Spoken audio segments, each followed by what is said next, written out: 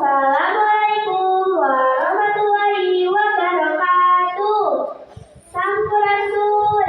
Halo Sobat Literasi, perkenalkan saya Sri Wahyudi Fadila di kelas 5 dari UPTD STM 2 Pujangsari, Kecamatan Wangunsari, Kota Banjar. Sobat, di tahun ini ada pelajaran baru, yaitu coding dan kecerdasan artifisial atau KKA. Buku yang saya pelajari adalah buku Explore Coding dan Kecerdasan Artifisial yang ditulis oleh Dadan Susyada dan diterbitkan tahun 2025. Dalam pengantar buku ini dijelaskan bahwa tujuan belajar KKA adalah untuk meningkatkan kemampuan literasi digital murid sekolah dasar sebagai kemampuan yang harus dimiliki generasi muda. Setelah 3 bulan belajar, ada beberapa hal baru yang bisa saya pahami, termasuk bagian yang selaras dengan tema bertutur, yaitu literasi digital. Sobat, pernahkah kalian menggunakan gawai untuk belajar, menonton video, atau mencari informasi? Tentu pernah, bukan? Nah, itulah bagian kecil dari dunia digital, dunia yang serba cepat, canggih, dan terhubung lewat internet. Di dunia digital ini, kita bisa belajar apa saja, dari mana saja, dan kapan saja. Namun, apakah kita sudah tahu bagaimana cara menggunakan dunia digital dengan benar dan aman? Nah, disinilah pentingnya literasi digital. Memang apa sebenarnya literasi digital? Secara sederhana, literasi digital adalah kemampuan membaca, memahami, berpikir kritis, dan bertindak bijak di dunia digital. Artinya, anak SD seperti kita bukan hanya dituntut bisa membuka YouTube, mengetik di komputer, dan mencari jawaban di Google.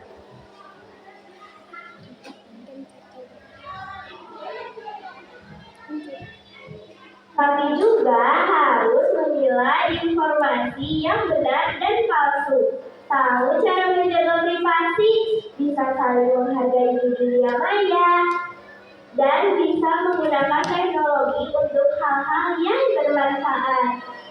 Kalau begitu, mengapa literasi digital penting untuk kita anak SD? Buku ini juga menjelaskan beberapa manfaat literasi digital. 1. Agar kita jadi pembelajar cerdas. Semakin banyak kita mencari informasi, maka semakin luas juga wawasan kita, baik dalam pelajaran sekolah ataupun berita terkini. 2. Agar kita aman di dunia maya, teman-teman tahu tidak bahwa di dunia digital juga ada bahaya, ada namanya hoax, berita palsu, penipuan, bahkan perundungan. Ini berarti tanpa literasi digital, kita bisa dengan mudah tertipu. 3. Agar kita bisa berinteraksi, kita bisa membuat konten positif sendiri, seperti video edukasi di TikTok dan YouTube, membuat tulisan pengalaman, dan mengembangkan bakat kita. Dan dalam buku ini akan diajarkan cara membuat konten menggunakan Canva. Namun, teman-teman, bagi kita anak SD menjadi anak yang sangat digital, tentunya tak selalu mudah. Ada beberapa tantangan yang mungkin akan kita temui. 1. Terlalu banyak waktu menatap layar.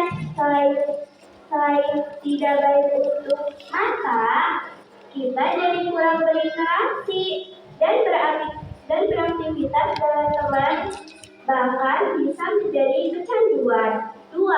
Akan banyak informasi di luar dunia anak-anak yang mungkin kita temui. 3. Bisa tertular bahasa, perilaku, dan kebiasaan yang tidak baik bagi kita. Lantas, apa saja yang bisa kita lakukan? Menurut saya, di usia kita cukup gunakan teknologi untuk belajar dan hiburan sesuai kebutuhan. 1.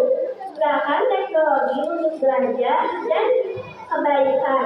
Gunakan HP atau laptop untuk hal-hal yang bermanfaat.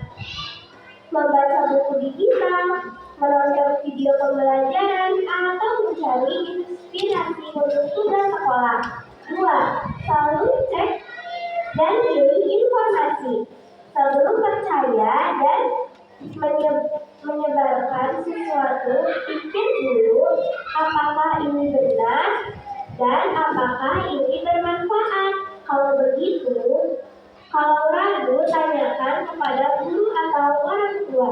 3. Bersikap sopan dan bertanggung jawab di dunia digital dan tidak membawa hal-hal tidak baik di dunia nyata.